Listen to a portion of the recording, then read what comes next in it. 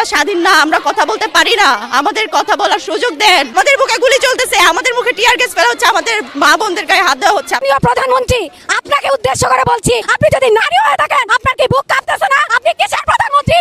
আমরা চাই পুলিশ, সবাই কোটার পুলিশ। কথা আমি আপনাদের বিশ্ববিদ্যালয়ে জানতে পারি। এক্সকিউজ মি, আমি আপনি কি বাবা ঢাকা বিশ্ববিদ্যালয়ে পড়তেন? আপনি ঢাকা বিশ্ববিদ্যালয়ে পড়তেন? আজকের সবগুলো ভিডিওর মধ্য থেকে সামাজিক মাধ্যমে সবচেয়ে বেশি হাইপ তুলেছে এই ভিডিওটা। ভাই আমার দিকে তাকান ভাই, কত অফিসে আপনার লজ্জা লাগে না ভাই? ছেলেমেয়েগুলোর দিকে তাকান তো, কোনো লজ্জা লাগে না? কালকে খাইছি ভাই, আজকে খাই না খাই, বুকে পিঠে ধাক্কা না খাই, বুঝে নেবুলা। এই আপনারা কি পড়াশোনা করেন? পুলিশের মুখের উপর এভাবে উচিত জবাব দিয়ে মেয়েটা বেশ প্রশংসিত।